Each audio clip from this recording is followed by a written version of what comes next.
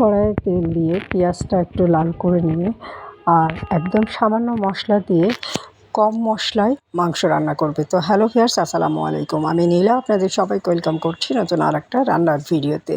আর আজকে রান্না হবে খাসির মাংস। তো তার জন্য খুবই কড়াইয়ে অল্প পরিমাণ পেঁয়াজ দিয়ে পেঁয়াজটা একটু লাল করে নিয়ে 1 চামচ আদা বাটা, জিরা বাটা, রসুন বাটা, শুকনো মরিচের গুঁড়া, লবণ, হলুদ দিয়ে মশলাটাকে কষিয়ে নেবে।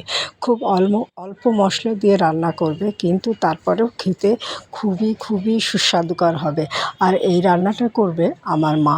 আর এই কারণেই আমি সবসময় বলি, মায়ের হাতের রান্নায় কিন্তু জাদু আছে। তো মশলাটা কষানো হয়ে গেলে এখন মাংসটা দিয়ে মশলাটা এবং মাংসটা আরও খানিকক্ষণ সময় কষিয়ে নেবে এবং মাংস দিয়ে যে পানি বের হবে সেই পানিটা দিয়েই কিন্তু মাংসটা কষানো হয়ে যাবে। আর এত সিম্পলভাবে রান্না করে আমার মা, তারপরেও কেন জানি খুবই স্বাদ হয়। ঝোলে যেরকম স্বাদ থাকে, খাবারেও সেরকম একই পরিমাণ স্বাদ থাকে।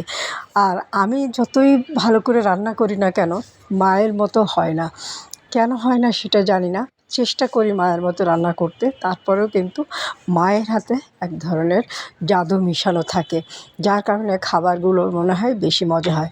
তো মাংস দিয়ে অনেকখানি পানি বের হয়েছে, এই পানি দিয়েই মাংসটা ভালো করে কষিয়ে নেবে।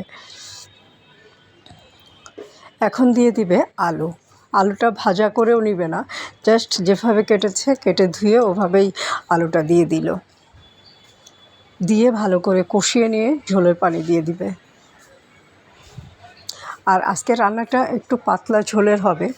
পাতলা ঝোলের হলেও খেতে ভালো লাগে, ঝোল ঘন হলেও ভালো লাগে। একটা স্বাদ এক রকম। পাতলা ঝোলের সাথে আলু এবং মাংসের স্বাদটা যেন একটু বেশি লাগে।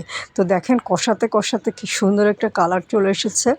এখন পরিমাণ মতো ঝোলের পানি দিয়ে দিবে, যেন আলু এবং মাংস দুটোই খুব ভালো করে সিদ্ধ হয়ে যায়। এখন ঢাকনা দিয়ে 10-15 মিনিট ঝোলটা কমাতে যতক্ষণ সময় লাগে সেভাবে জাল করে নিয়ে নামিয়ে গরম ভাতের সাথে বা রুটির সাথে পরিবেশন করতে পারেন। খুব মজার একটা খাবার, সুস্বাদুকর একটা খাবার। অনেকে আছে খাসির মাংস খেতে চান না, গন্ধ লাগে, কিন্তু এভাবে রান্না করে খেয়ে দেখবেন কোনো প্রকার বাজে গন্ধ বের হবে না। তো হয়ে গেল খাসির মাংস রান্না করা। কারা এত সহজে একদম শর্টকাট পদ্ধতিতে এইভাবে রান্না করেন কমেন্ট করে জানাবেন। ভিডিওটা ভালো লাগলে একটা ছোট্ট লাভ রিয়াক্ট দিয়ে দিবেন, সাথে থাকবেন, আমার পেজটা ফলো দিয়ে দিবেন। তো আল্লাহ হাফেজ, আসসালামু আলাইকুম।